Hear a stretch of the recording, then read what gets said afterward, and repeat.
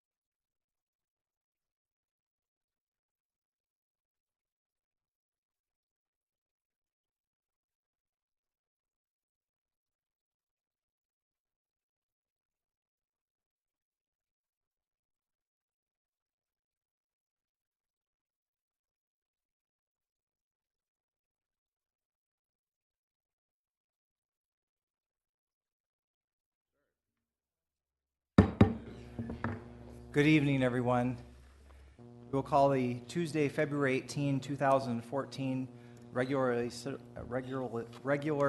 City Council meeting to order. This is the second City Council meeting of the week. We're having it tonight because of President's Day yesterday, and we had a special meeting yesterday. We do have several council members that are not with us tonight because of the scheduling of this meeting, so please keep that in mind that we're down a few people tonight. So first order of business is roll call and determination of the quorum. Estes. Here. Peterson. Lewis. Here. Doyle. Wright. Here. Scott. Here. Nordstrom. Roberts. Here. Clayton. Here. Lorente. Here. We have quorum. We'll now proceed with our invocation delivered by Greg Blanc from Calvary Chapel. You are welcome to participate, but not required. Pastor Greg.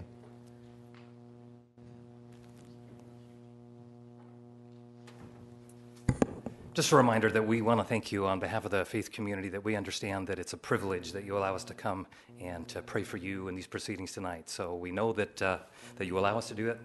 And now if you'd join me in prayer, that would be great.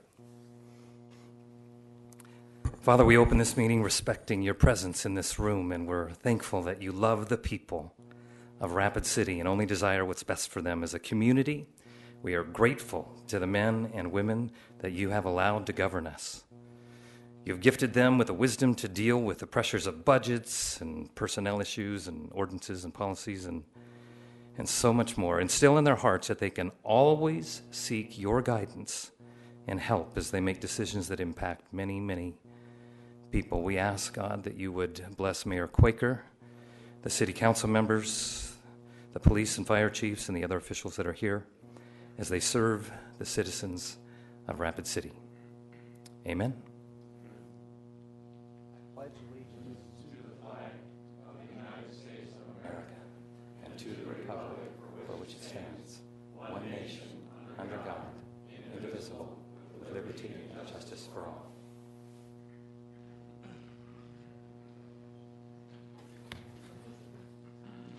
Thank you, Pastor Greg.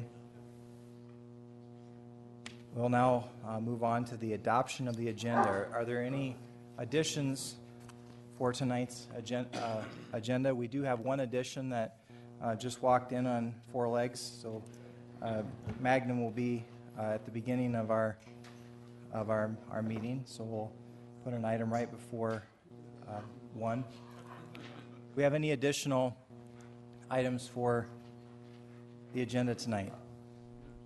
Any additional items? Seeing none, do we have a motion to approve the agenda? Okay, we have a motion by Estes and a second by Scott to approve the agenda with the addition of Magnum. All in favor, say aye. Aye. Opposed? Motion carries. Heard ya. We're on our way down. Seconded by Magnum.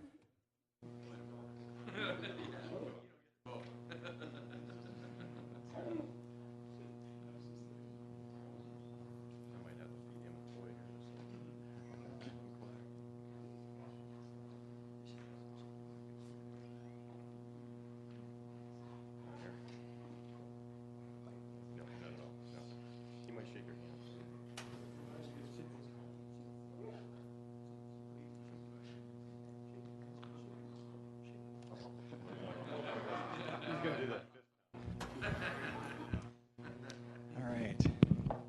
I'm briefly going to introduce Magnum, and then we have a short video for you. Magnum has been with our department for approximately 9.5 years. Okay. Oh, 7.5 years. 7.5 years. So approximately 50-some years. Correct. So we figure he's about 9. No. Okay. He's 53. Slightly younger than Jerry Wright. Hey, just a simple comparison. All right. So I will now turn the floor over to our Assistant Chief of Police, Carl Jageris, to introduce Magnum and his handler. We brought Magnum tonight because this is Magnum's last week at work here at the Rapid City Police Department. He's one of 3 canine units that we have at the department, and his last day with our department is going to be next Tuesday. So we have just a very short retirement tribute video that we put together, and we wanted to show it to you all here first. And then tomorrow we're going to release it publicly via social media. And Senior Officer Sean Doyle is going to just give you some quick facts about Magnum. Thank you. Magnum came from Russia. He came a long ways to come to Rapid City to work for the citizens here. He's been with the department for 7.5 years. And what you see right now is this is what he works for right here. He's a pretty cheap labor. But he's been working with us for 7.5 years. I've handled him for 4. I took him over from another handler that retired. And like the chief said, that this is one of the 3. And we cover all of Rapid City, put a lot of effort into making sure the citizens are safe. He's a pretty healthy dog still for being 9.5 years old. Most of the patrol dogs retire at about 7.5 years of age, so he's done very well. And so he's going to get to go home with me and retire out and live a different life, hopefully keep him still busy a little bit. I might have to vacuum when we're done here, I'm not sure, but... If we can go ahead with the video.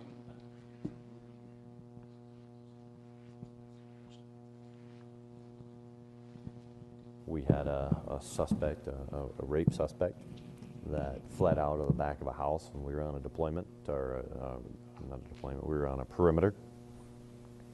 And suspect took off running. We were in our car. I'm yelling out at the suspect as he's running through the field that I was going to send the dog if he didn't stop. I pop my door, pop Magnum's door. He goes out, and I go to yell, please stop, something along those lines. And then, just as I'm getting ready to yell, the suspect stops, and he turns and puts his hands up because he sees Magnum, and he is a formidable force. He's not that small dog, and he stops. And so as I inhale to now change what I'm going to say to heal, I suck in a cottonwood seed that's floating, and it goes right down to the back of my throat. And I give out this little tiny, and Magnum turns and looks back at me. And I can just vividly remember, he's looking back at me as he's running towards the suspect, as if, never heard this before, what am I supposed to do with that? And I was able to regain enough of my voice to recall him prior to him getting to the suspect, because he gave up.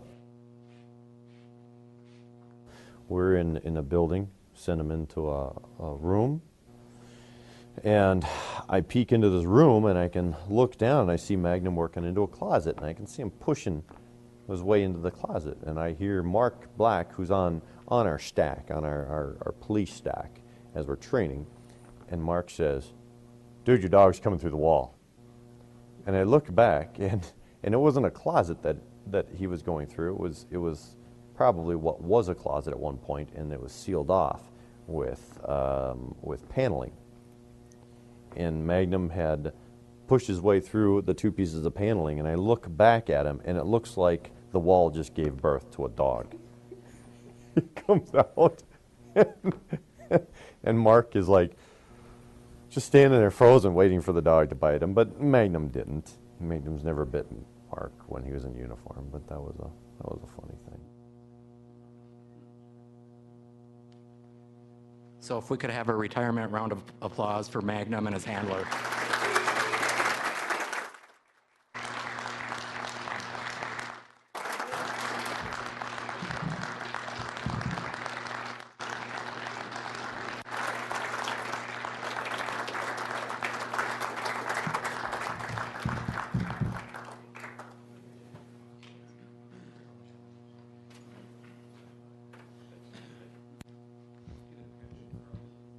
Can we get a picture with?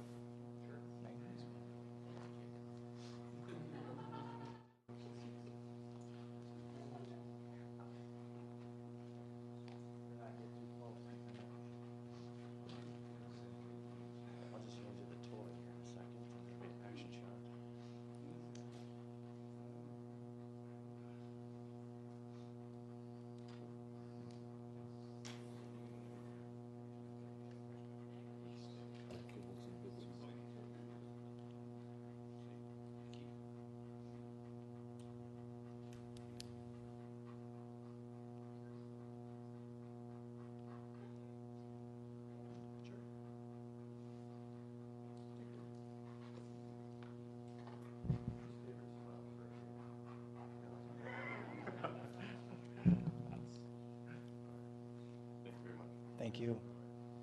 Throw the toy at John Roberts, will you? What's that? Throw the toy at you. All right. Oh, okay.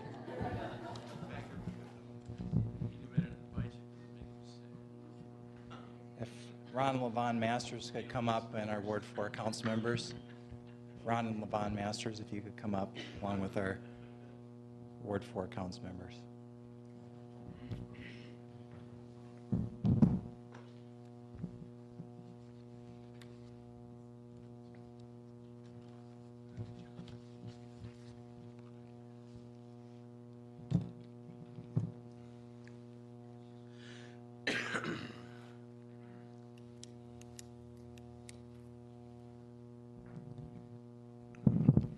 February 2014 Citizen of the Month Award is honoring a couple who have exemplified great public service to our community. We are pleased to present this award to Rapid City Ward 4 residents Ron and Levon Masters.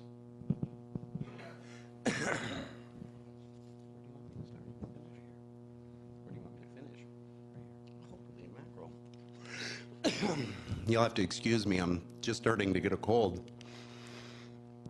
Citizen of the Month, February 2014, City of Rapid City.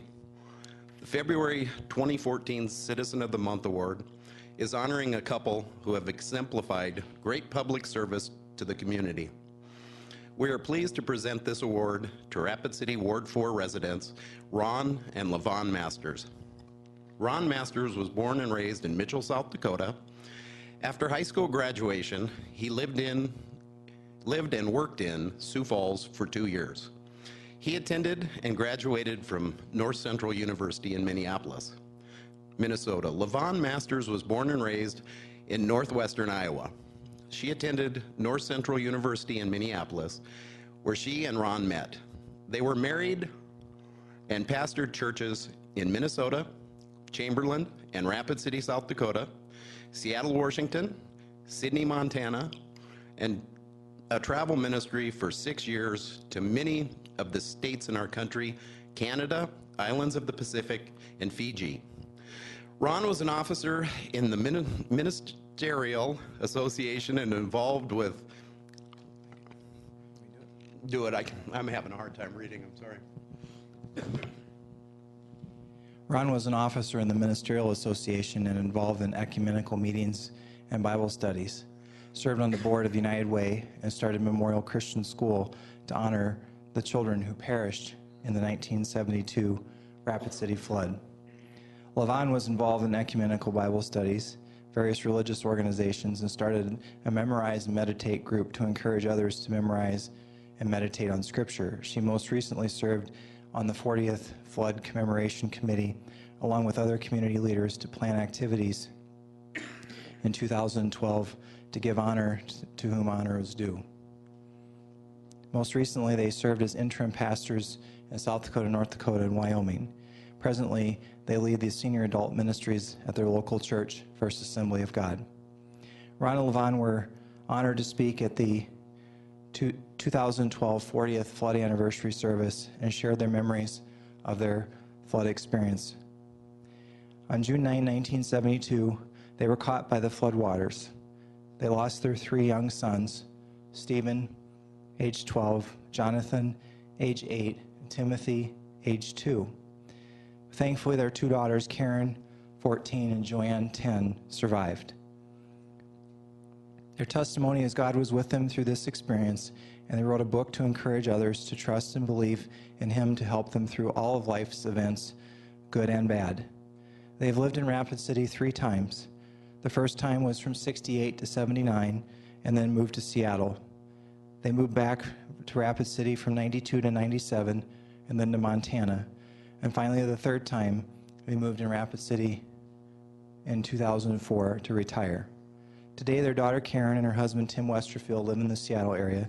Tim is a pastor, Karen's a music teacher.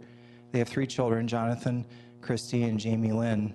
Joanne and her husband Reed live in, they have 3, okay, and her husband Reed Ellis live in Blue Earth, Minnesota. Reed is a pastor. They were formerly on the island of Tinian, where they had a school and a church. They have 2 daughters, Victoria and Elizabeth.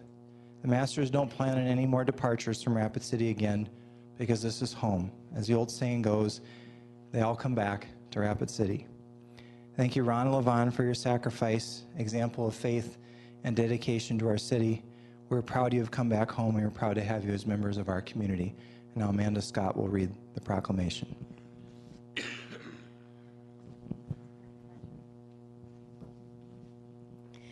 Whereas the City of Rapid City has established the Citizen of the Month Award to an individual or individuals who have exemplified great public service to the community.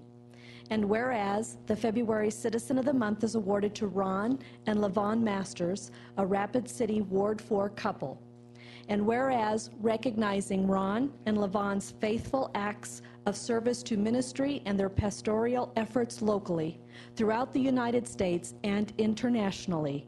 And whereas the Masters' commitment to honor the lives lost, including their 3 sons, from the 1972 flood by sharing their story in a book, starting a school, and serving on the 40th Flood Committee to commemorate the anniversary of the 1972 flood. Now, therefore, we, Council members Amanda Scott and John Roberts, on behalf of Sam Quaker, Mayor of Rapid City, South Dakota, do hereby proclaim Ron and Levon Masters as the February 2014 Citizen of the Month recipients in recognition of their sacrifice, faith, and dedication to our community. Thank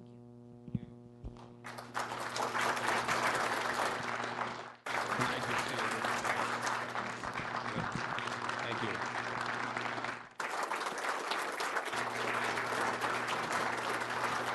I just want to say thank you to you and to the City Council and to Amanda and to John and to Mayor Quaker for this honor today. We're very humbled by it.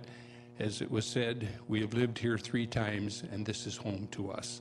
We love the Black Hills, and we love this city, and this is where we've chosen to spend the rest of our lives. And so we're just honored tonight and humbled again to be honored in such a way by this great city. We just love this city. We're so at home here. I'm a native South Dakotan. You have to understand that. She's from Iowa, from a Norwegian community in Decorah, Iowa. So we adopted her. I hope that's okay. You're not knocking Iowa, are you? All right. Iowa's a good place. He said in his speech that she was from northwestern Iowa, which is actually where I'm from. She's from northeastern Iowa. But that's okay that you got that wrong, because northwestern Iowa is a much better place than northeastern Iowa. But thank you very much. Thank you.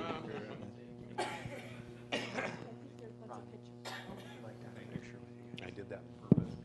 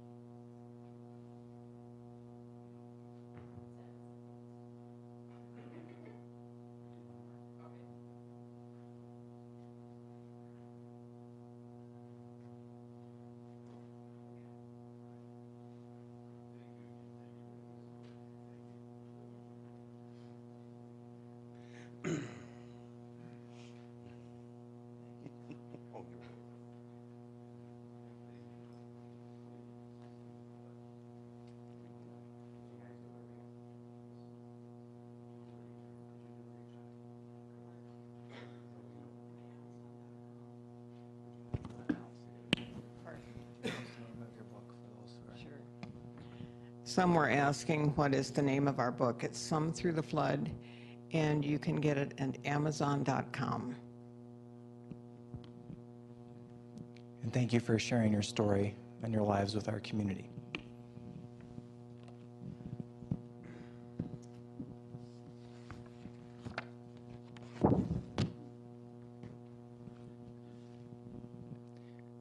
Fred Milliken, if you could come up. You're welcome to bring your family with you. Okay, that's fine too. All right.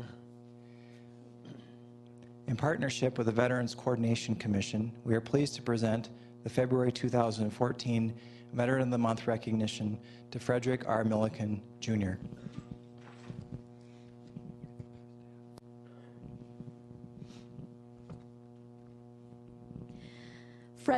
Fred Milliken was born September 13, 1962, in Cornwall, New York. He attended several educational institutions during his formative years in New York State. Fred graduated in 1981 from Wallkill High School. After graduation, he enlisted in the United States Air Force and served at various Air Force bases throughout Europe and the United States. In 1991, he was deployed to Saudi Arabia for 6 months. Fred left the Air Force in 1993 and worked within the Rapid City area. In December of 1993, he joined the South Dakota National Guard and served as a combat engineer until 1999. He changed his military occupational specialty, or MOP, to military police. During this time period, he deployed to Afghanistan from 2006 to 2008. In 2008, he was assigned to the Military Police Corrections and returned to Afghanistan in 2010. Fred left the South Dakota National Guard in 2011. He retired as an E7 on June 25, 2011. Fred's Air Force awards include the Army Commendation Medal, the Army Achievement Medal, Army Good Conduct Medal, Southwest Asia Service Medal with 3 Bronze Stars, Armed Forces Reserved Medal with device, Army Service Ribbon, the Afghanistan Campaign Medal with star, the NCO Professional Development Ribbon with 3rd award, and the Army Service Ribbon, Overseas Service Ribbon, 2nd award, Army Reserve Components Overseas Training Ribbon, the NATO Afghanistan Campaign Medal, the Kuwait Liberation Medal, and the Kuwait Liberation Medal. The first one was the Government of Saudi Arabia? Yes. And the second one was the Government of Kuwait and German Shot Achievement Badge. Where'd you That was stop a long at? list.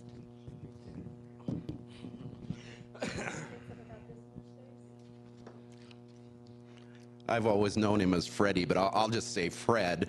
Fred Milliken has served a long and distinguished career in both the U.S. Air Force and the South Dakota National Guard for almost 30 years. He retired as an FFC E7 on August 31st, 2011.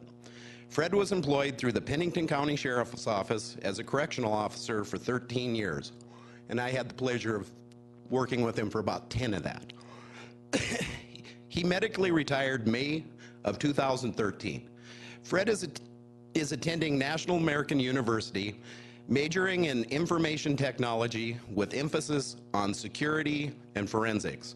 He obtained an AAS from Western Dakota Tech with a degree in auto body technology. Fred is a life member of NA Hunting Club and belongs to the American Jail Association. He is very active in the Wounded Warrior Program, WWP, and a dues-paying member of TRIA in Rapid City.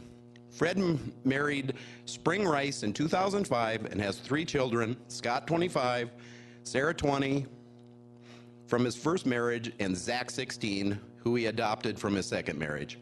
All the children live in the Rapid City area. His most memorable experience was helping in the transformation to educate canine handlers and animals to replace military working dogs in Afghanistan. Fred Milliken is a true patriot in the true sense of the word to the United States, the U.S. Air Force, the South Dakota National Guard, his city, and to his family.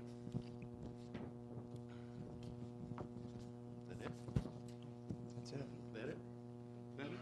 Congratulations. And I think that anybody that knows him knows he's just a tremendous guy. You got nothing to say.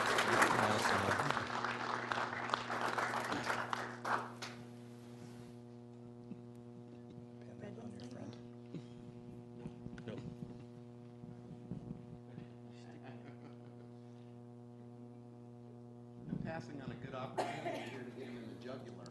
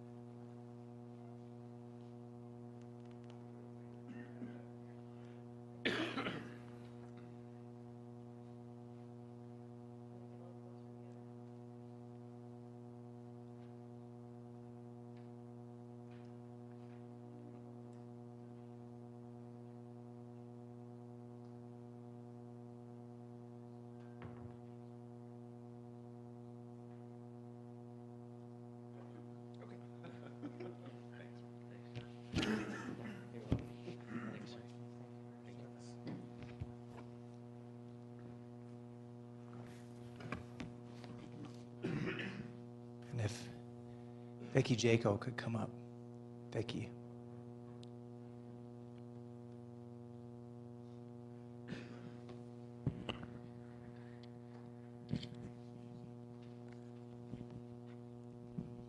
Vicki, we want to take a moment to thank you for your 25 years of service to our city. You are not retiring, as I understand it, so I want to make sure rumors don't get started. But we want to thank you for your many years of service, and our Assistant Chief of Police will now say a few words. Chief Allender wishes that he could be here, and he made sure to send a gift along for you.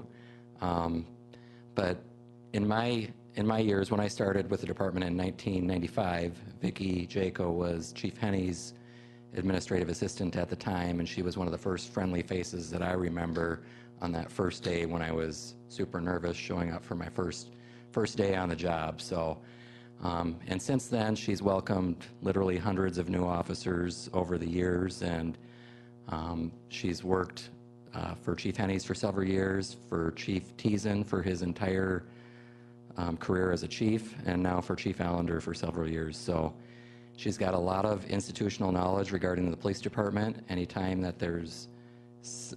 we need to know something about what happened several years ago, Vicki is very organized, and she's got it on file somewhere, and she will run to her office, and within 10 minutes or less, she'll be back with the answer. So she's a very valuable employee, and we hope that she does continue to work with us for several more years. So thank you.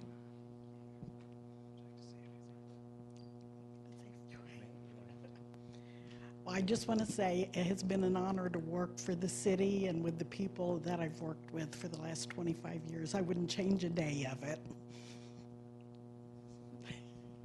Thank you very much for your service.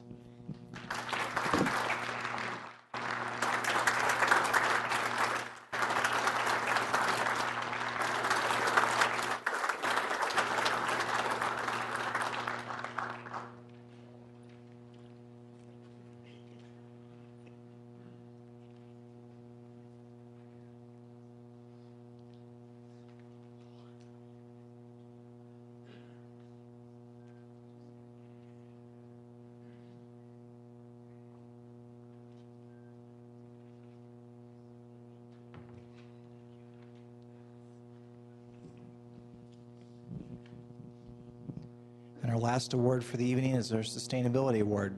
And Ken could come up from our Sustainability Committee, and also Eric, Ken Steichen and Eric Heikus.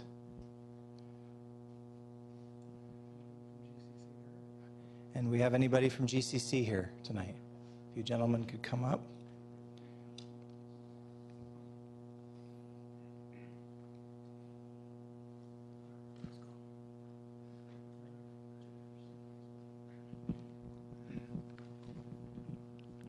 The purpose of the City of Rapid City Sustainability Committee is to encourage education, stewardship, and policy leadership that will make our community a leader in economic, social, and environmental sustainability. To that end, we have established an awards program designed to recognize the outstanding efforts of individuals, organizations, and businesses in Rapid City that are helping to make our community a more sustainable place to live. We have selected GCC Dakota for the February 2014 Sustainability Award for its role in handling mountains of tree debris created by Blizzard Atlas last October. The cement plant operation located off of Deadwood Avenue provided, at no cost to taxpayers, an outlet at its facility for the chipped and ground up tree debris from the storm cleanup. In addition, they provided a location for inspectors to examine the loads of material as required by FEMA, and a staging area for tree limbs and branches, as well as a space for grinding those trees. This project has both environmental and economic benefits for the community and demonstrates GCC's social commitment to Rapid City by being a good neighbor in a time of need. GCC Dakota will use the chips for quarry reclamation. Keeping the debris out of the Rapid City landfill saves tax dollars and maximizes existing landfill use. The quarry reclamation will provide land for future development. The nearby location of GCC Dakota reduced material handling and hauling, saving fuel and lowering transportation-related emissions. Under leadership of plant manager Steve Post, production manager Clark Wismer, quarry manager Tom Oliver, and environmental engineer Jim Anderson, GCC Dakota demonstrated its commitment to GCC of America's vision for its business practices to be an example of sustainable development, social responsibility, and good corporate government. On behalf of the Sustainability Committee and the City of Rapid City, we say thank you and well done.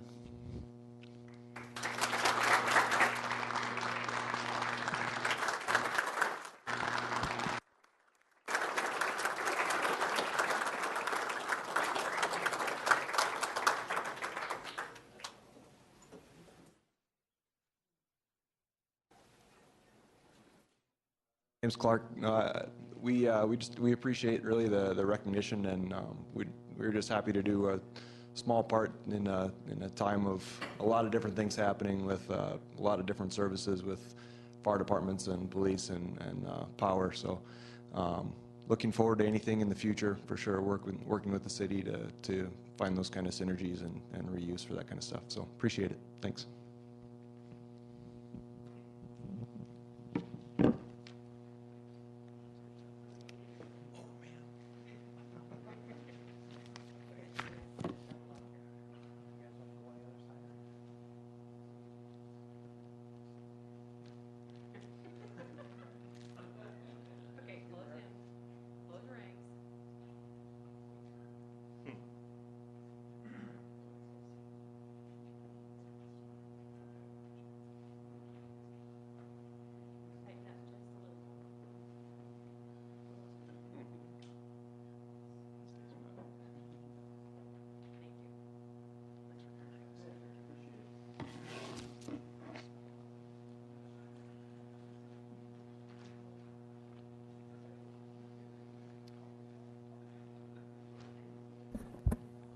I'm going to ad-lib a little bit here because I was in the EOC when it started rolling, and I think we also should acknowledge Carl Murbach's attention and work on the reclamation of the Stormwater Atlas. So Carl, would you please stand? Let's give him a round of applause because he helped tremendously too.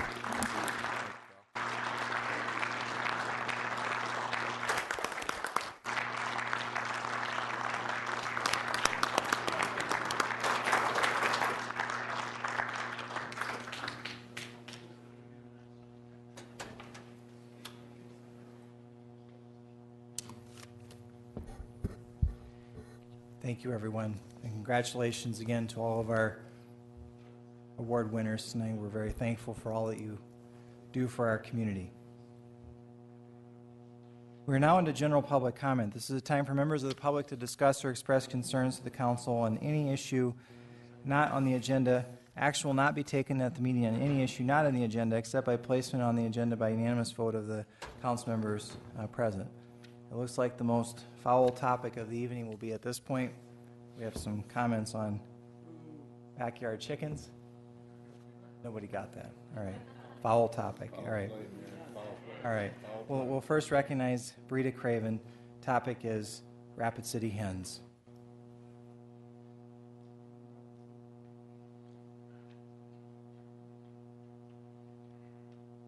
And may I use the visual here? Do I do something? Do I press a button? Jeff, would you Go. assist her Green with? for go. And while they're getting set up, I want to just They're explain projecting. the process. The chambers have been rearranged slightly. If you have a speaker request form or you'd like to speak tonight, you can pick up a speaker request form over at the press table on my right, and then you can hand it to our Assistant Chief of Police, Carl Jageris. So it's opposite of the way we did it just one meeting ago. So.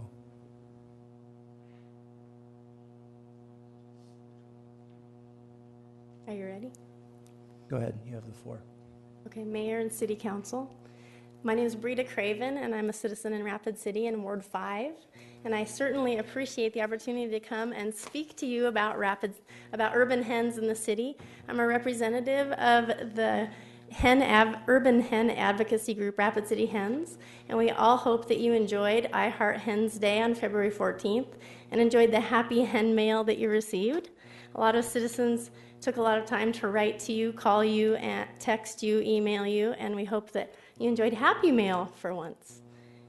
And you asked us previously to educate the public and to keep you informed as to how things were going, and so we are going to make sure we do that. And today I'd like to give you a little update. We were at, update on our community outreach. We were recently at Chocapalooza, and our Rapid City Hen Avery's cupcake creation won the People's Choice Award. We connected with many people. A lot of people signed in support of urban hens, and we connected with many local businesses. It was a joy and a pleasure to be there. We were featured in the front page of the Rapid City Journal yesterday, which garnered a lot of talk in the comments of the article. Please read those. The article was about finalizing our proposed ordinance and our belief that it is our right to have chickens. There was a letter to the editor written by Brooke Romeo where she spoke about our freedom and constitutional right to grow our own food. She spoke about how the current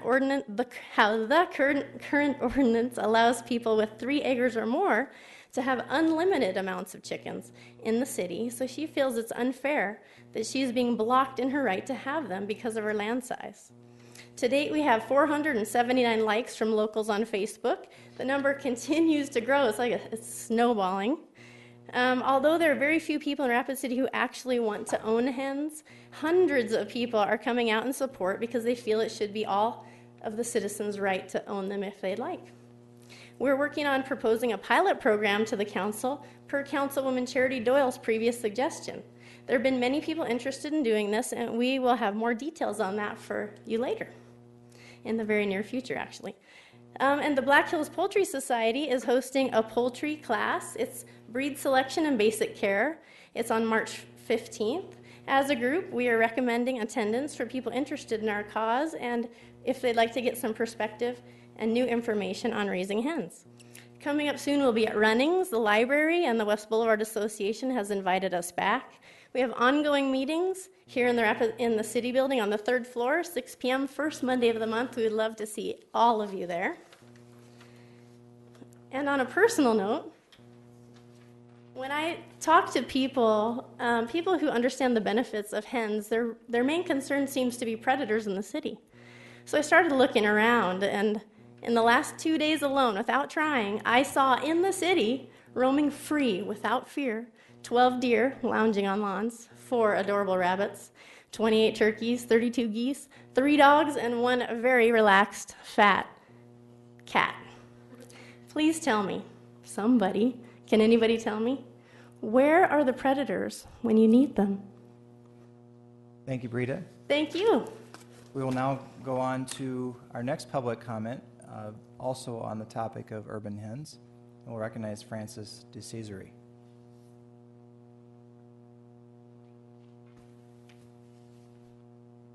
Good evening. Good evening. Thank you, Mr. Mayor and City Council members. Tonight I'm officially speaking on behalf of Dakota Rural Action, the Black Hills chapter, and there are approximately 80 members. They support in general the Urban Hens program, and we encourage and look forward to the pilot program that the city is considering at this point. Speaking personally, if it were allowed, I would have some of my own hens here in the city. I definitely enjoy free-range eggs when I can get them, and right now you have to hunt them up either at different places around town. Being able to go into my backyard would be a tremendous benefit as far as I'm concerned. So again, briefly, I just thank you very much for the consideration you're giving to the program, and I encourage that it continue in a good way. Thank you. Thank you, sir. We'll now recognize Julie Mueller, also on the topic of hens.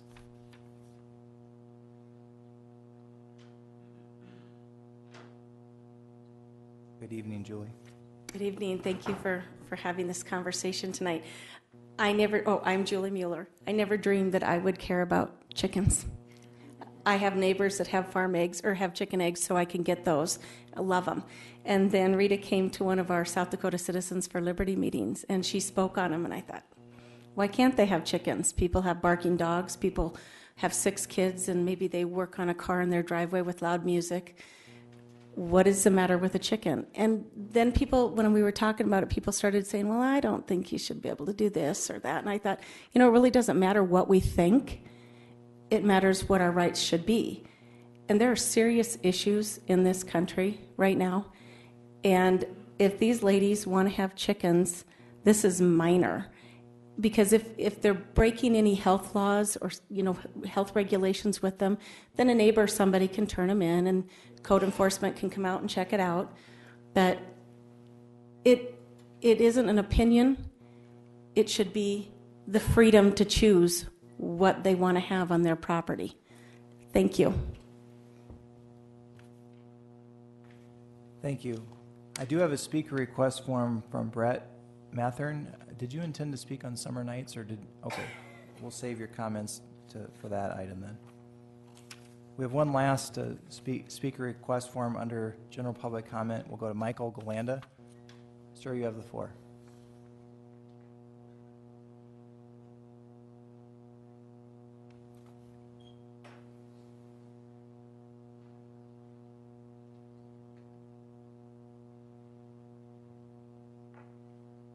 Well, good morning, everyone. My name is Michael. I live here in Rapid. We last night we got the gay lesbian community had a rally about 11:28, and what I really wanted to say is very much thanks to the community and the state for the people they vote in. You don't have to like a gay person. You don't have to like homosexual. You don't have to like a lesbian, but being open-minded. And by the defeating of 1128 and the other bills following it, I think that was a great show of force to show that the city is open. And also to the city, to you, Sam, and a few others, there is an open forum on March that I emailed to you personally, so you can actually come and attend and listen. But I thank the citizens who vote in the people, such as Mark Kirkeby, that keep this state open-minded as it is. Thank you, Michael. We do not have any more general public comment requests. Have I missed anyone? Seeing none, general public comment is now closed. We are now on public comments for items 5 through 59. Public comment is now open for items 5 through 59. I do not have any speaker request forms for items 5 through 59. Have I missed anyone? Have I missed anyone? Okay. Last call. Public comment is now closed for items 5 through 59. Would anybody like to pull any items 5 through 59 for separate consideration? We'll go to Alderwoman Amanda Scott. Amanda. Thank you, Mayor. I'd like to pull items number 17, 17, 50, 50, and 53, please. and 53. Any other items to pull? Seeing none, do we have a motion to approve the balance of 5 through 59 with the exception of 17, 50, and 53? It's a motion by Clayton and a second by Laurenti. All in favor, say aye. Aye. Opposed, motion carries. We will go to item number 17, and Richie Nordstrom, Chairman of our Public Works Committee, if you could read this into the, oh, I went into an automatic thing there. Brad Estes, if you could read this into the agenda for us. Thank you, Mr. Mayor, and thank you, Amanda Scott, for only choosing one from the Public Works. Public Works 021114-12, authorize mayor and finance officer to sign right-of-way vacation application to vacate a portion of Gold Street and Nolan Street adjacent to city-owned property, and I move approval. Motion by Estes and a second by Laurenti to approve item number 17. We'll go to Amanda Scott. Thank you, Mayor. I need to abstain from this just to protect potential conflict of interest. Thank you.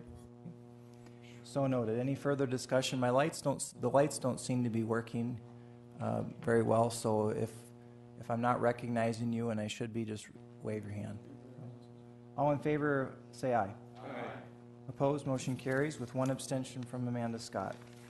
We're now on item number 50 on legal and finance, and we'll go to Chad Lewis, our legal and finance chair. Alderman Lewis. Thank you, Mr. Mayor. Item number 50 is a resolution number 2014-019 declaring miscellaneous personal property surplus, and I move approval. Motion by Lewis, second by Wright for approval of item number 50, and we'll go to Alderwoman Amanda Scott. Amanda.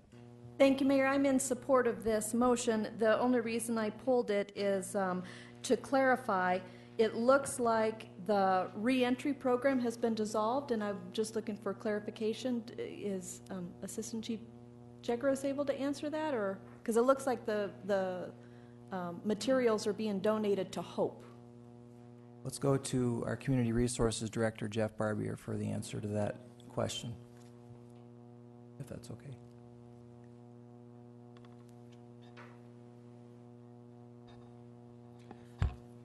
To be honest, I'm not aware of that item. I haven't taken a look at that. I can sure get you an answer.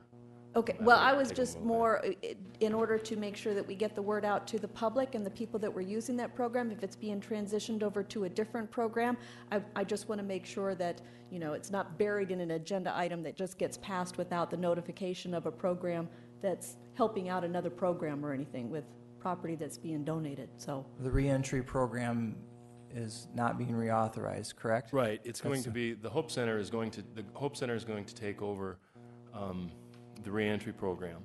And so the property that we were using for the program was actually purchased through a state grant. So the city didn't pay for it in the first place, so that property will be transferred to the Hope Center for them to use. There's enough grant funding to at this point, to at least make it through 14, and we're not sure how much further the grant funding will last. So that's why we didn't replace the position with the city of Rapid City.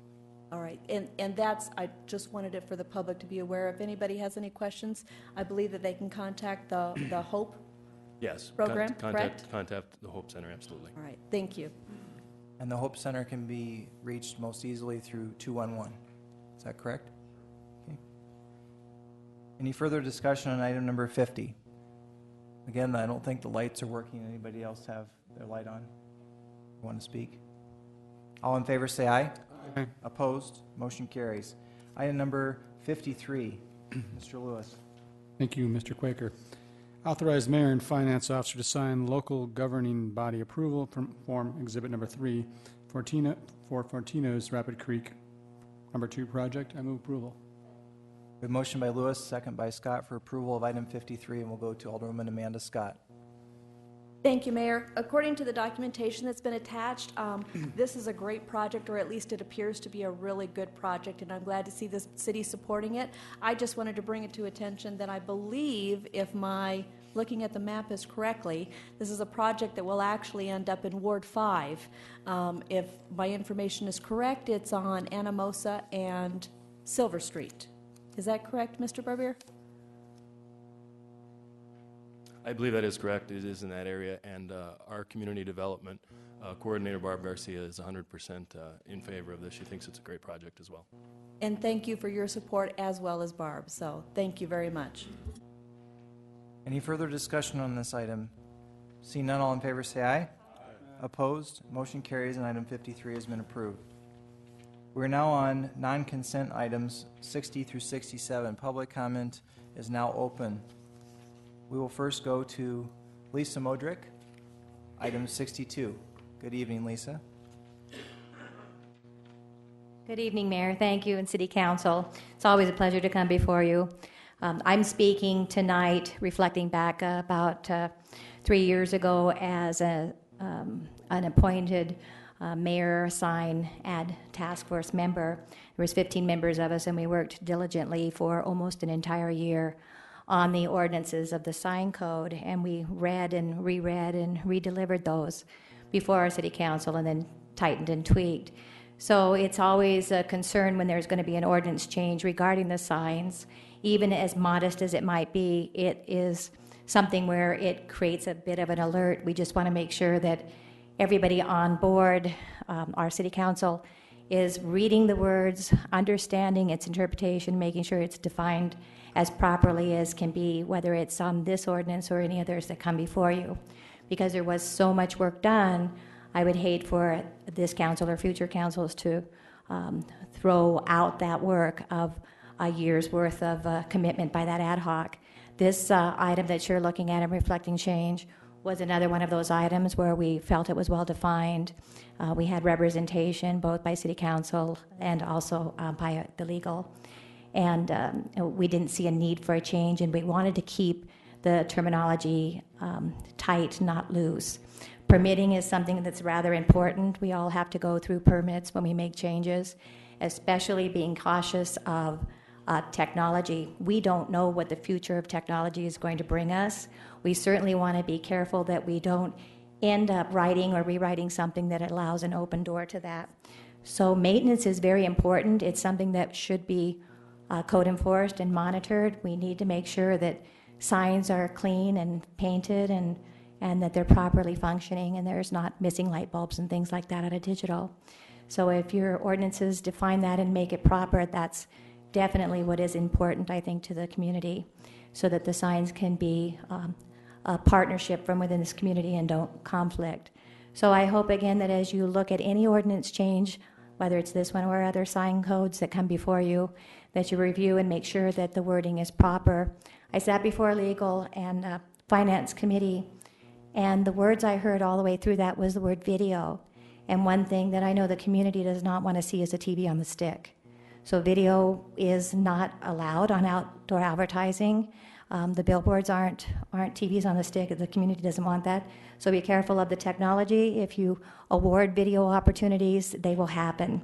That's all I have to say. Thank you, Lisa. We'll now go to Deb Jensen, also on item 62. While she's coming up, by the way, item 62 is the first reading of an ordinance amending the definition of the sign, amending the sign code to amend the definition of the structural alteration and to allow maintenance of existing signs. Deb, you have the floor. Good evening, Mayor Quaker and members of the City Council. My name is Deborah Jensen. I'm a property owner in Rapid City as well as a business person in Rapid City on Mount Rushmore Road. Recently, the folks at Lamar Billboard Company asked the City Attorney's Office to rewrite a portion of the sign code for the purpose of making certain technology modifications without having to obtain a permit. The sign code currently, in fact, does allow for routine maintenance, including upgrades on a sign's wiring or their electrical systems without obtaining a permit. Less than 3 years ago, as Lisa mentioned, an appointed task force that comprised of residents, business people, billboard representatives, and sign companies spent countless hours over several months with the legal assistance of the city attorney's office. The drafters of the sign code understood the nuances of the digital billboard technology, which includes right now the ability of these 250 square foot billboards to recognize even whether a car, whether it's a pickup or an 18-wheeler, to recognize it as it is approaching and quickly change the image and the content to specifically grab that driver's attention. The permitting process is a great process because it helps code enforcement monitor compliance of this ever-changing industry. Permits are required, in fact, of all businesses and residents when they make certain changes or upgrades. In fact, just a few weeks ago, my husband and I were required to get a demolition permit. At the time, it was a nuisance to get a permit to tear something down. But in fact, it proved to be very beneficial for the entire community because that tiny little building contained asbestos. Keeping the sign code as written does absolutely no harm at all to the billboard industry. In fact, changing this ordinance could open a Pandora's box for loosening the sign code even more in the future, which of course is contrary to the citizens' wishes. Barely 3 years ago, 66% of Rapid City voters said they wanted tighter controls on billboards, especially digital billboards. Thank you. Thank you, Deb. We will now proceed to comments on item 67, which is the Summer Nights event permit item. We'll first go to Anthony DeMuro, Dublin Square.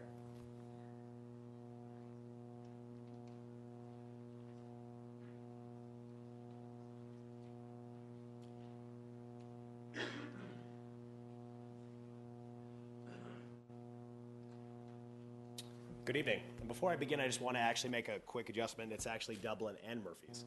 I'm very proud of what we've done in the last 3 years, and we've had the opportunity to acquire another property. So I'm actually speaking on behalf of both. So first and foremost, I would just like to thank you for the opportunity to present this evening. It was about 3 years ago this day, I actually moved back from Boston after about a 10-year-long stint there. And all I had was this vision of reinventing this iconic brand, which you all know as Murphy's. Some of you may have known when you were younger. Since it was around since 1933. So even the older folks were a part of that. Some of the ideas we had were pretty aggressive, and people sometimes told me I was crazy, right? Ray Hillebrand, even in a meeting, which Dan Tribby can tell you, he said, "You got some great ideas, son, but you're just a dreamer." That was pretty funny. So we had the great opportunity, though, to align myself more with somebody like Steve Jobs, right? He said, you have to know what people want before they know they want it. So I went along the path of pioneering the first craft beer strategy in the city. Brought dueling pianos in as one of the greatest acts that downtown has ever seen with Frank. Got an opportunity to launch our Prohibition-era speakeasy, which nobody thought was going to work, and I think is one of the more neat things in all of the Black Hills. But at the end of the day, guys, this comes at a cost, right? Innovation has a cost, but it also has many benefits. For example, the rising tide raises all ships. Before we came online, a lot of people were just kind of sitting there and doing what they had done before. But by innovation, people like Shooters and Patty O'Neill's actually had complete renovations of their properties, okay? Places like Independent Ale House, we paved the way for, in my opinion. And even places like the Firehouse at the Vertex started copying our great idea, the fire pits, a novel concept, fire, right? But the way we fund this is through the business that we get from you folks and from our tourists. So what I want to do is I want to show you a graph so we can actually illustrate the exact impact down to the penny so you guys can see exactly what we're talking about. All right, so I'm not much of a graph guy. That's really more my partner, Jake. But this one even I can make sense of. So if you look at the very leftmost corner, that's actually 4 weeks before summer nights begin. You can see we're at about $4,000. And you'll notice that incredible spike up. Does anybody know what that first huge spike date is? It's June 1st. Happens to represent the first summer night. And look at how that just jumps along the line there all summer. Now you'll see it tails off very quickly at the end. You know why? because that's the last 4 weeks where Summer Nights doesn't exist. I can't think of a better way to illustrate this. And this is some real money, folks. We're talking about $16,000 at the peak of the summer in one night. It's the equivalent of a Friday and Saturday, which goes a long way. What I want to tell you is when I started off as a dreamer 3 years ago, I now have a $3 million business, and I've got 80 other dreamers along with me. And now we have the chance to do it again, okay? But I want to show you what's at risk, though. So if you just look at those 4 Thursdays before and the 4 Thursdays after, that's what they average. So remove Summer Nights, you're talking about 50% less in sales in a given night, okay? Based upon the average, we're looking at $93,000 less over the course of the summer if Summer Nights gets moved to Memorial Park. And that's a real big deal to us in our business, right? Because we committed, we doubled down to buy Dublin because we have the chance again to innovate, the chance again to raise the bar for what people expect. And you've seen what we've done already. I mean, we're the #2 restaurant on TripAdvisor out of 197, okay? We got an award from the state. They called us and said, we're going to extend your tax credit for being historical by 5 years. It's going to save us an extra $60,000. I have never imagined in my life getting a call from the government saying, hey, surprise, we're going to give you $60,000. Right? But it was because we made the right decisions because we weren't faced with choices of how to cheap here or cheap there because we knew if we did it right, that people would follow us and that it would work. But at the end of the day, guys, I need your help because I need to know that all of you are committed to driving folks to downtown so I can get a return on this investment. And with that being said, I'll put my money where my mouth is. You can put it right in front of my building if you have to. We've got the support for it. And I've got folks here that are ready to vouch for that. But at the end of the day, I don't care where it's at as long as it's downtown because it has to be, because it's critical for businesses like mine. Thank you.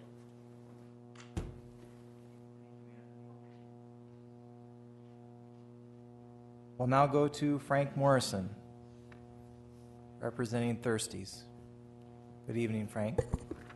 Good evening. You can see that Tony is the brains of the outfit. I'm just here because I'm good looking. But Chris from Bojo's is also with us tonight, and we're all pretty much on the same page. We believe that Summer Nights needs to stay downtown. That's what it was designed for. A year ago, the bid board, the downtown business property owners, voted to spend $2 million of business owners or property owners' money to put in historic lighting downtown. The reason for that was to enhance downtown, to make it more appealing and appear more friendly. But there's a segment of people that want to get rid of Summer Nights, so why would we spend the money to make it more appealing? I mean, it just doesn't make sense to me. Another thing is the comments that we get from out-of-town visitors. I think we talked about this last year when Summer Nights was trying to get their permit renewed. But people come to our place after Summer Nights, and they come from all over the country. And they say, what a cool town you live in, how friendly your people are. Everybody seems so happy. We don't really want to tell them the truth that the other 6 nights of the week, we're grumpy, we stab each other in the back, we're jealous of each other, you know, all these things. But we do, on Thursday nights, give the illusion of happiness. People think that we are really an incredible city. Let's see, what else I'm going to say. Like Tony said, you know, if Summer Nights has to move because they're not wanted, we'll take them. We're in agreement. All the restaurants and bars on our block are in full agreement that we'll take them. I mean, it's going to be a little bit of logistics. We're happy to help out with that, to do whatever we can. And the last thing that I can think of about Summer Nights is the first conversation I had with Sandy about it. And she told me that she and her staff, she said, our job is to get the people downtown. Your job is to adapt and get those people into your business. She's done a fantastic job along with her staff. And I think some of us have done a pretty good job of getting those people in. And we want to keep them, and we want to keep them downtown. If they're not wanted anywhere else, we will take them. Thank you. Thank you, Frank. And we'll now go to Dennis Halterman, also on item 67.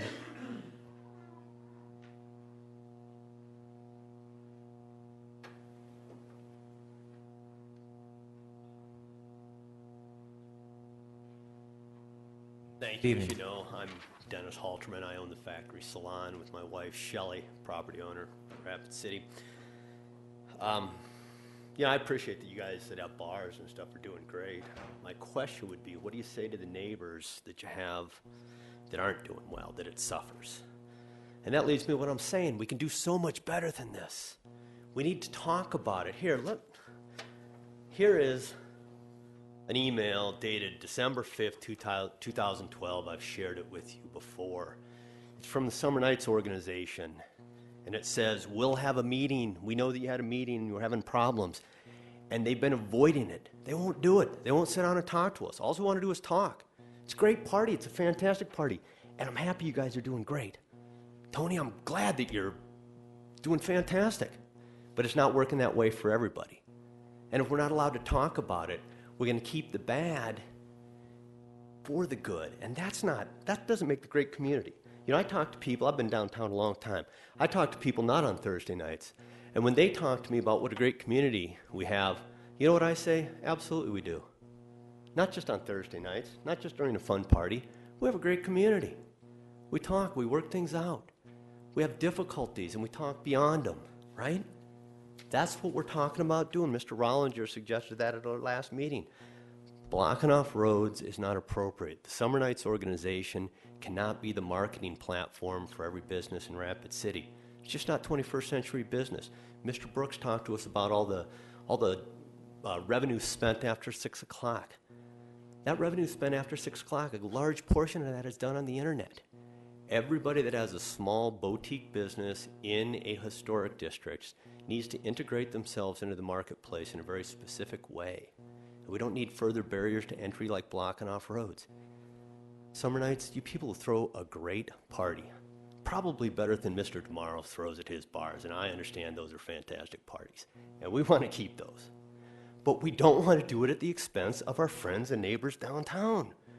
We all do business within a couple hundred feet of each other. I know the people downtown better than I know my neighbors. We need to talk. We need to have dialogue. We need to keep the good, and we need to get rid of the bad. Now, Mr. Brooks said that there was 12 other locations that found it wasn't working for them either. That's 12 places that it wasn't working. And he seemed to focus on 10 that made the party end. And I don't agree with Mr. Brooks on that.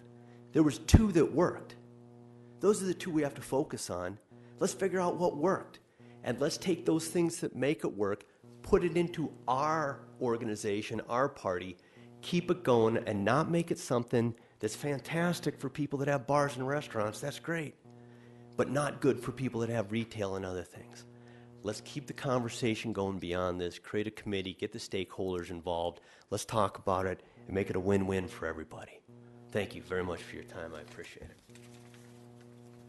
Thank you, Dennis. And we'll now recognize Shelley Halterman, also on item 67.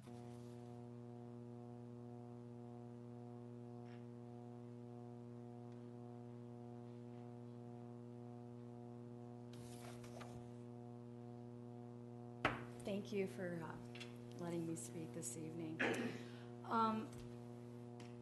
I think one of the things that comes to mind for me is the number of people. It's overwhelming to me, the number of citizens that think Summer Nights is affiliated with Downtown Rapid Cities Association, Destination Rapid City, and they think that the money, the proceeds, the revenue that Summer Nights is making comes back to our downtown. It does not.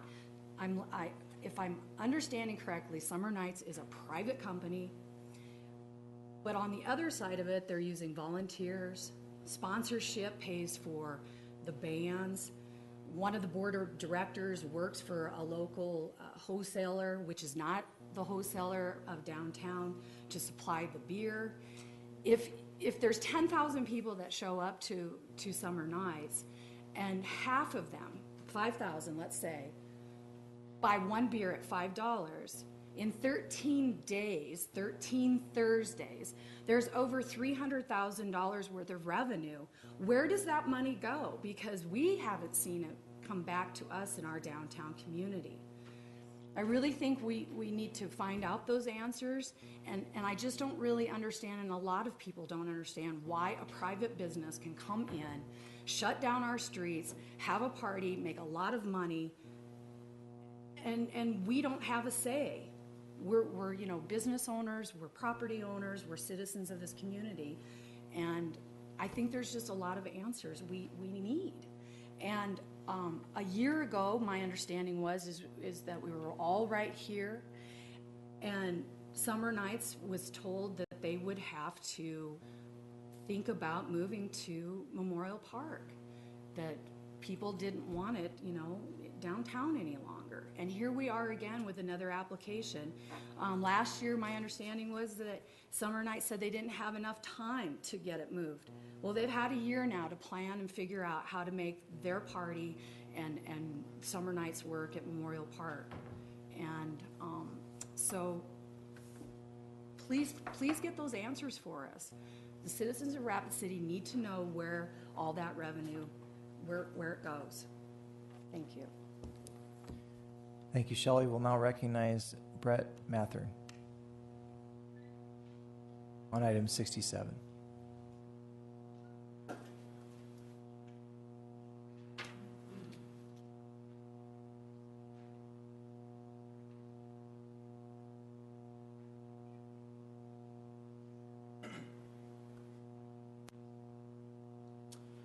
My name is Brett Mathern. I'm the owner of Soulmate Shoes and the Uniform Center at 616 and 618 St. Joseph Street.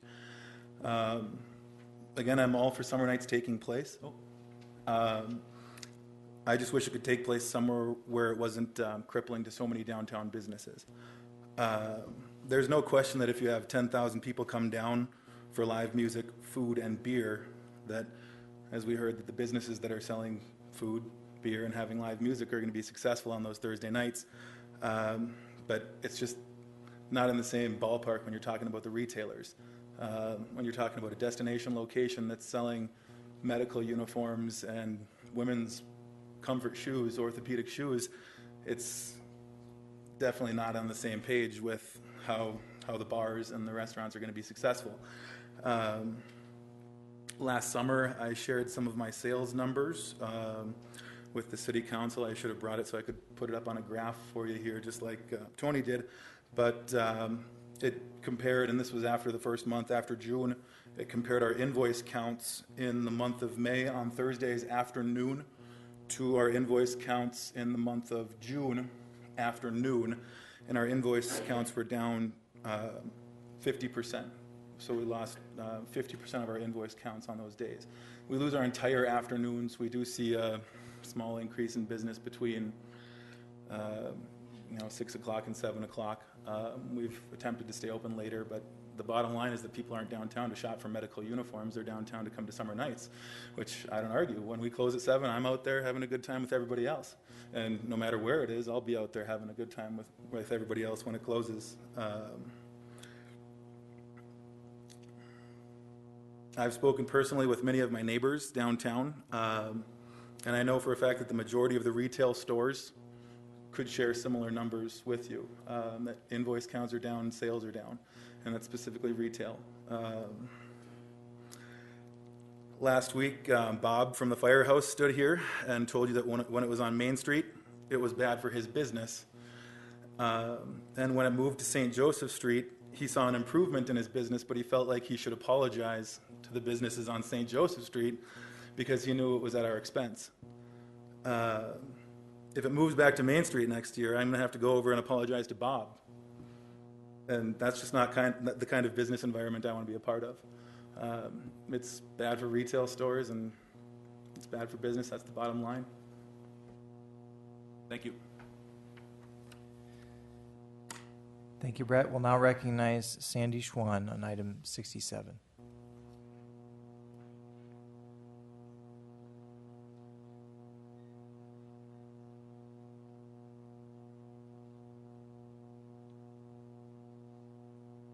Good evening. Good evening, Mayor, Council. In 2007, the Rapid City Downtown Association asked the leadership Rapid City class of 2007 to adopt their project, which would be a downtown festival to attract locals and tourists. And we agreed. Since then, this all-volunteer event, which does actually give money back to its volunteers in the form of charitable giving to the volunteers that help us out, has worked hard to make the event prosper, and it has grown immensely. Because of this growth, the city asked Roger Brooks to come in, study what was going on, and give us a recommendation. We understand that his recommendations do not have the full support of the Downtown Association. However, I am obligated to take some of the options that have come forward in the last few weeks back to the Board of Directors in order to have them review them. And so I would respectfully ask that you move this forward to the next council meeting so that I can take the various options that have come forth back to our board, discuss their viability, and come back with either an alternative or some other options. I would like to add to that last year when it was presented that Memorial Park should be an option, we did, in fact, review that. We did research it, and our research showed that it's not viable in Memorial Park for various reasons, which I won't go into in light of time. Roger Brooks' research supported that. So please don't think that we just decided we're not going to Memorial Park because we don't want to. We looked at it and decided that from a logistic and a financial standpoint, it's not viable for the event.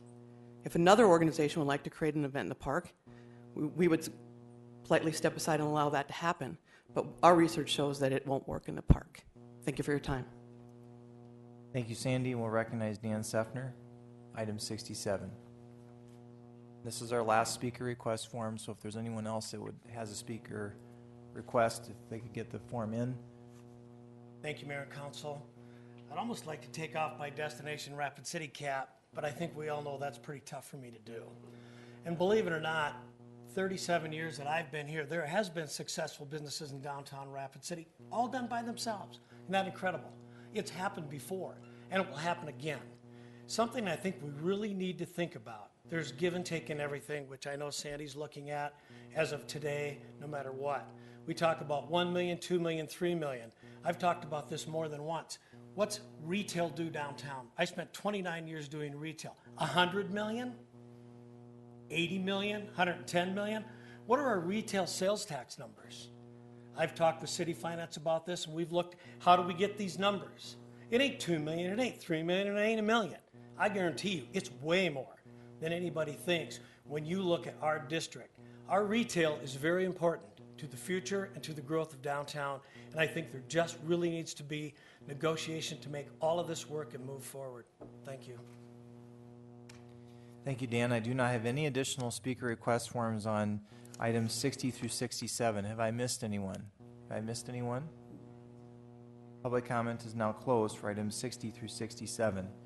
We will proceed with item number 60, and we'll go to Alderman Chad Lewis to read this into the record for us. Chad.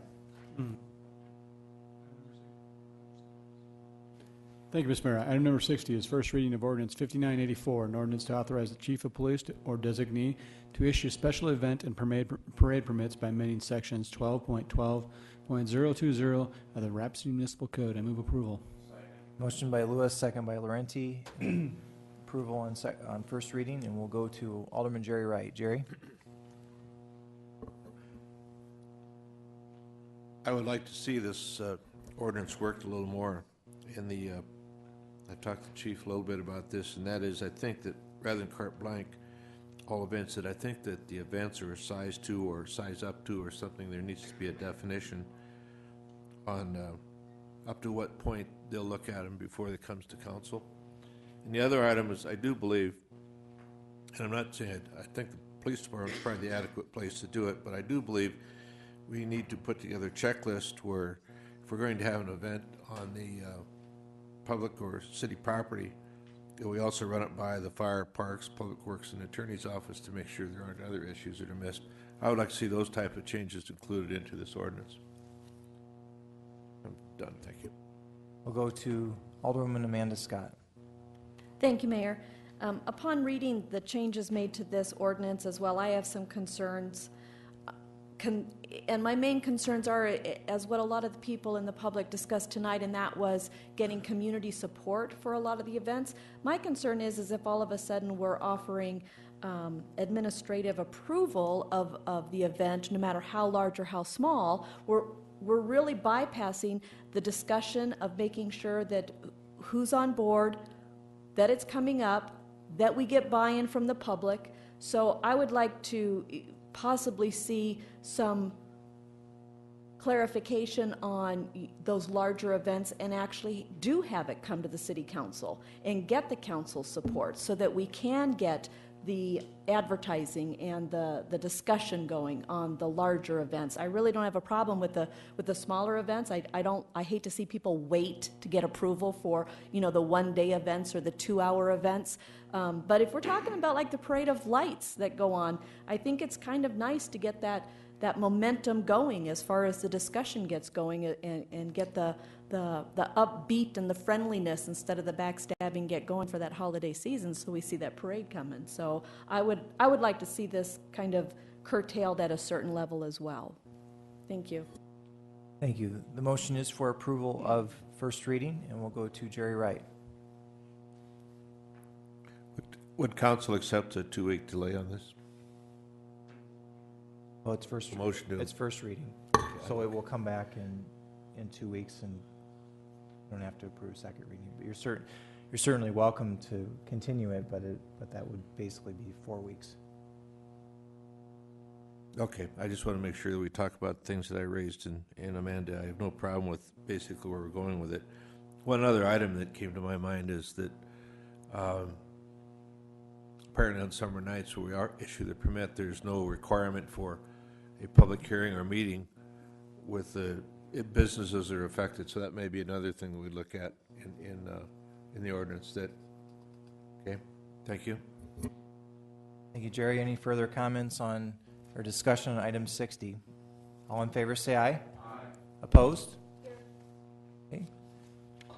Motion carries with 1 no from Amanda Scott. Item 61. Thank you, Mr. Mayor. Item number 61 is the first reading of ordinance number 5985, an ordinance to eliminate the common council permission requirement for parades and incorporating 70 or more units by repealing sections 12.20.050 of the Rapid City Municipal Code. I move approval. Motion by Lewis, second by Laurenti. Any discussion? Seeing none, all in favor say aye. Aye. Opposed? Motion carries with 1 no from Amanda Scott. Item 62. Thank you, Mr. Mayor. Item number 62 is the first reading of ordinance 5982, an ordinance amending the definition of structural alteration within the sign code to permit maintenance of existing signs by amending section 17.50.080 of the Rapid City Municipal Code. I move approval. Motion by Lewis, second by Roberts. Any discussion?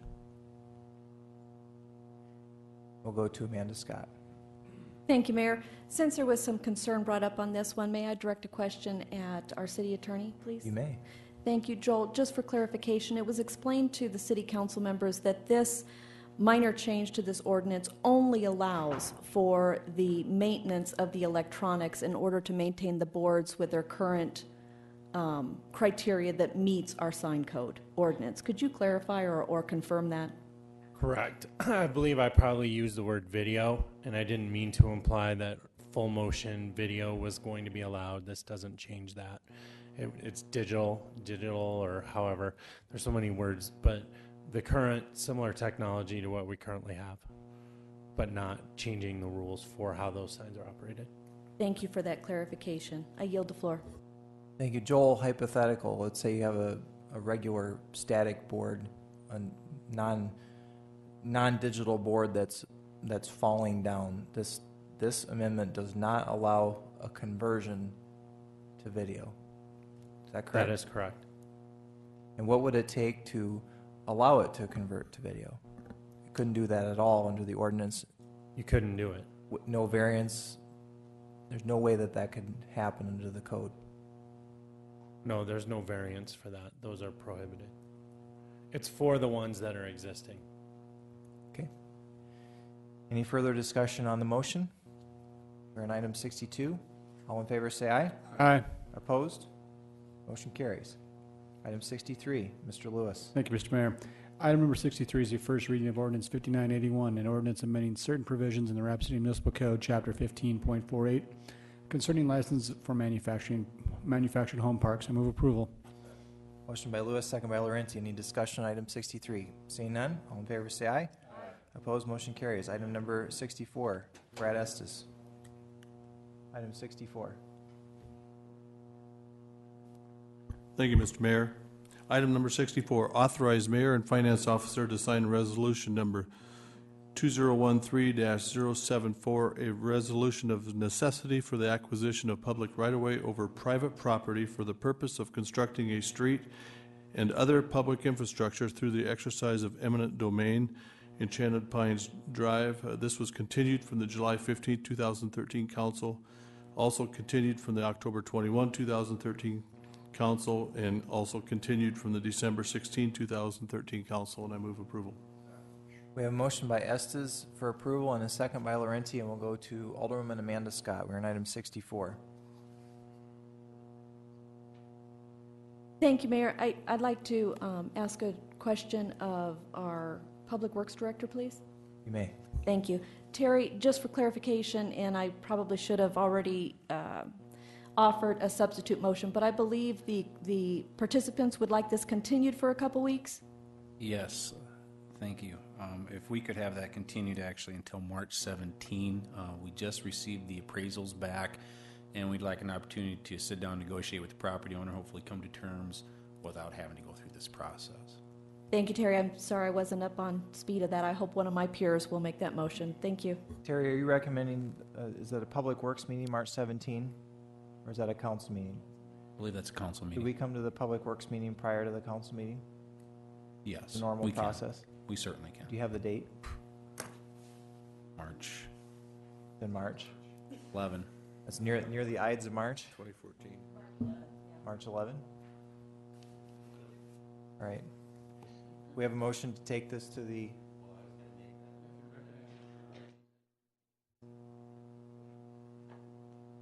We'll go to Mr. Roberts, John Roberts. Thank you, Mr. Mayor. And I will make that motion to bring this. We have a I motion don't even by- have to make it. I made the motion. We have a motion by Roberts and a second by Amanda Scott to continue this to the March 11 Public Works meeting. So I would ask Mr. Roberts to cut me some slack since the lights haven't been working very well. So, all in favor say aye. Opposed? Motion carries. We are now on item number 65. Item number 65, Mr. Mayor, information item from the City Comprehensive Plan Consultant, Economic and Planning Systems, Inc., titled Cost of Growth Analysis and Public Financing Toolbox, and I move approval. We have a motion by Estes and a second by John Roberts for acknowledgement, and we'll go to our Planning Director, Brett Limbaugh, for a brief update. This item was prepared by a group called Economic and Planning Systems. They're a subconsultant to our comprehensive plan consultant.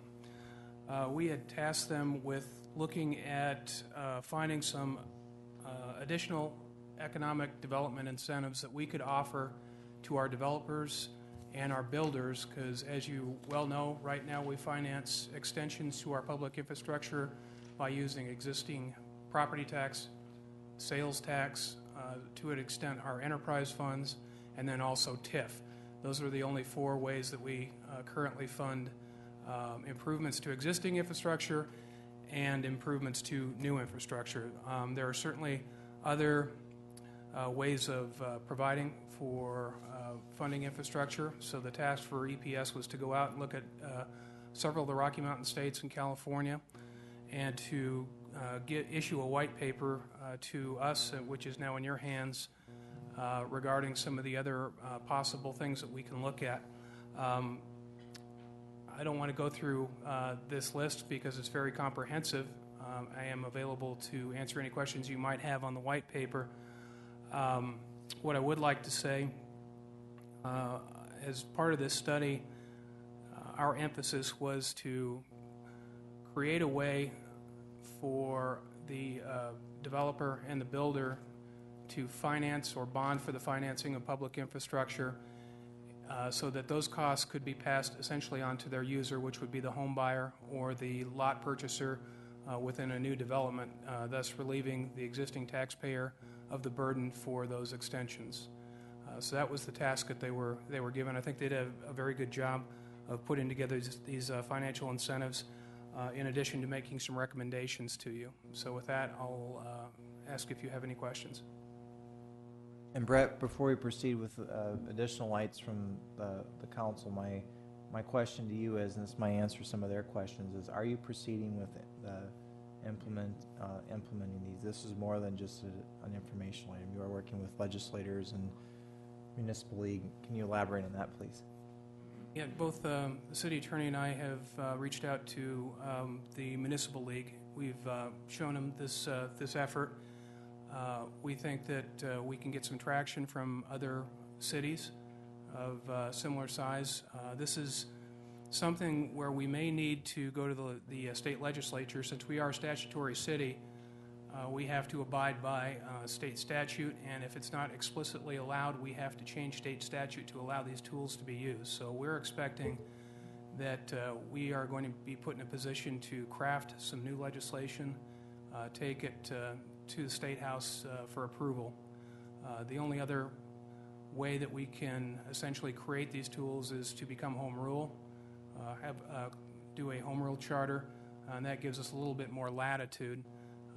It gets us out from underneath that state authority. So that's the other thing that we can look at, and that's also a recommendation within the report. Thank you, Brett. And we'll go to Amanda Scott. Thank you, Mayor. And just one more follow-up question for Mr. Brett Limbaugh. And then, Brett, also this white paper or these suggestions are going to be incorporated, my understanding, so I'm posing a question here, into the Rapid City Comprehensive Plan for adoption. And then it's just a matter of continuing to work on getting these tools accessible, correct? That's right. And within the comprehensive plan, there'll be a number of recommendations. And so a lot of this will be phrased as we will investigate the option of essentially implementing whatever recommendation it is, whatever financial tool it is. It doesn't necessarily tie our hands, but it gives us the authority to move forward to do what we have to do to at least take our best shot at getting some of these things put into place. Thank you. We'll now go to John Roberts. Thank you, Mr. Mayor. Brett, reading through some of these suggestions, it also looked like there's going to have to be cooperation with the county, correct? Yeah, the county currently has the ability to do tax abatement, for example, and that would be something we could approach them on and see if they have any interest in doing that. And also one of the recommendations that follows along those same lines is whether or not we would want to do a revenue sharing as well. For example, if we wanted to share back a portion of sales tax collected from a commercial business in order to help them offset the costs of bonding for public improvements, that would be something to consider as well. Thank you very much, Brett. I'm very excited about this because, as most people know, our only tool that we have right now is the TIF, and it would be nice to have a few more tools in our toolbox, especially for economic development and trying to grow jobs in Rapid City. Thank you. Thank you. And for the record, there was a nod from Steve Laurenti on that. So. All right. Any further discussion on item number 65? All in favor of the acknowledgement, please say aye. Aye. Opposed? Motion carries. Item 66, Brad. Thank you, Mr. Mayor. Number 14TP003-2012 to 2014 pedestrian and bicyclist crash report. And I'll move acknowledgement of the report. And are we having a report given tonight? Only if you so desire. I'm not sure if that was the plan or not, but you certainly can ask. Terry, are you prepared to give a report, or Brett? I'll say Kip is in the audience if you'd like to ask him some questions. He's available, and certainly Terry is available for questions as well. Do you have any specific questions for Kip Harrington or for staff? No, I don't. I just recalled from Public Works that we asked if somebody was going to be available to give that report, and I thought that was why Kip was here. I don't need to hear it again. We'll go to Councilwoman Amanda Scott. Thank you, Mayor. Mr. Estes remembers correctly from Public Works. We were basically discussing and acknowledging this report that is attached to the agenda, but Kip Harrington, and he's in the audience, and Kip, if you wouldn't mind, he had brought forth some very interesting information. He was just headed to Pier to apply for some grants, if I remember correctly, Kip, and they were to address some of our bicycle signaling systems. And I was excited about the information because I really do. I was concerned about the safety aspects of this current report, and I do believe that this would help in correcting some of our safety concerns when it comes to these bicycle paths. So, Kip, if you wouldn't mind, just real brief, just an update. Sure. My name's Kip Harrington. I'm a planner with Long Range Planning. The day before we went to Pier, we presented in front of the Public Works Committee. I went to Pier along with Alex DeSmit of Parks and Recreation. We each presented a project to the Transportation Alternatives Grant Program Committee. I presented on a series of upgraded signals at our bicycle pedestrian crossings, those along the Swanee Greenway path that cross at 12th Street, at Canyon Lake Drive, at 32nd Street, and at Sheridan Lake Road. And then Alex presented on a program about extending the bikeway and a Rails to Trails project out to Western Dakota Tech along the abandoned railway corridor that runs east of Campbell Street and parallel to Highway 44. It's a competitive grant process. Class 1 cities competed for about $1 million in funding. I think there were 8 total projects presented that morning, of which Rapid City presented 2. In the afternoon, the non-Class 1 cities presented for their share of the pie as well. I have some good news and some bad news. The bad news is the committee did not select our trail crossing signal upgrades. Their feeling is that since we already have an existing pathway system and we already have some signals at those, that the money would be better spent creating some new facilities. So that's the bad news. The good news is they voted to partially fund our extension of the Greenway path along that Rails and Trail corridor. They voted to give us about half the money we were asking for in the grant, which then allowed, under the stipulation that we have to come up with the rest to build the project as specified in the grant application. So that means we're going to have to come up with some money, and we're going to be talking to the CIP committee on Friday morning and hoping to find some money in there to create that. If we don't identify that funding, then the grant goes away and that money goes back into the pool. And when I spoke to Nancy Serpinat, who is the director of that program, she informed me that there was a second program that also was partially funded.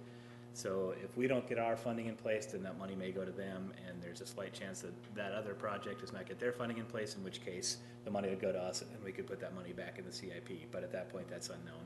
So like I said, we'll be presenting in front of CIP on Friday and talking to them about hopefully finding some money to get that trail built. Well, thank you, Kip, and I do appreciate all the work that you've done, especially in applying for the grants and continuing looking at the safety concerns for our bike paths and our pedestrians. So thank you very much. Thank you, and we'll continue to apply for these grants in the future as we identify projects that are a need. Thank you, Kip, for the update. And we do not have any further council requests to speak. Seeing none, do we have a motion to acknowledge item 66? We do have one, yep. Okay, all in favor say aye. Aye. Opposed, motion carries. We're now on item 67. Thank you, Mr. Mayor. Item number 67 is special event application for Rapid City Summer Nights. I move to continue this item until the next council meeting. Okay, we have a Does it motion need by- to stop off at Legal and Finance on the way, or? That would make the most sense, I would think, to have it. Okay, so stop. Legal and Finance. And that would be March 12th. Is that okay with, is that what you were looking for before, Sandy? Is a 2-week continuance, so you guys can discuss this, okay? We have a motion by Lewis and a second by Estes. Oh, the next round is February 26th. Thank you. Yeah, so, Thank you, Jerry. so it's February 26th. February Legal and Finance? 26th, Legal and Finance. Correct, that was my motion. Legal and Finance meeting. So just so everybody's clear, it'll be continued to the February 26th Legal and Finance meeting. Any discussion will go to Alderman Jerry Wright. I just want to share with all persons that were here to discuss this issue that there was a meeting this afternoon I participated in, and there's a spirit of negotiation to come up with a resolution that will hopefully answer all the concerns or most of the concerns of all parties, and that's why we're asking for this continuation, and I look forward to working with the Summer Nights Festival people and also with Destination Rapid City, the downtown businesses, And I hope we'll meet rather aggressively and get this resolved, or we can bring it back on the 26th and get this passed appropriately, and so we can move on. And I hope to address the issues that are raised. And I'd also like to add that for public information is that during this process, we may ask, or I may ask for a public meeting downtown with summer nights to meet with the businesses, and let's hear them have their comments. And in addition to that, with that, I look forward to seeing you in 2 weeks. Thank you. Thank you. Gary, would it be all right if you, would you mind briefly describing the idea that you've? Let me ask the members, Dan, Sandy, do you mind if I do, or should we wait 2 weeks? I think it would be. I can bring it up. I think, okay. The idea is that we would tentatively, and this is what I would suggest that we discuss, is Main and St. Joe stay open. We shut down 7th Street between St. Joe and Main, go back to where we were in 08, 09 era. Art Alley would be a conduit or corridor for people to move back and forth between 7th Street and Main Street Square, and that we would do some additional work with our traffic department and so forth to give the pedestrians additional safety for crossings and access to the 2 points, and also to maybe give it a little safer, more congenial environment for cars that are driving through. But the businesses, the parking would not be removed off Main and St. Joe. But 7th Street would be closed, and we kind of go back to where we were, and we'll use Main Street and summer nights as a combined effort to keep the party and keep the life in downtown. That's kind of where I'm thinking we should go, and we'll see where we go in 2 weeks. Fair enough? Thank you very much. Any further discussion on the motion to continue? All in favor say aye. Aye. Opposed? Motion carries. We are now on public hearing items 68 through 72. I do not have any speaker request forms. Public hearing is open. Last call for speaker request forms. Public hearing is now closed. Would anyone like to remove items 68 through 72 for separate consideration? Seeing none, do we have a motion to approve all of those? Motion by Scott, second by Laurenti to approve items 68 through 72. All in favor say aye. Aye. Opposed, motion carries. Bill list, I understand there are no changes. Have a motion by Lewis and a second by John Roberts. All in favor say aye. Aye. Opposed, motion carries. We have a motion to adjourn. We have a motion by Amanda Scott and a second by John Roberts.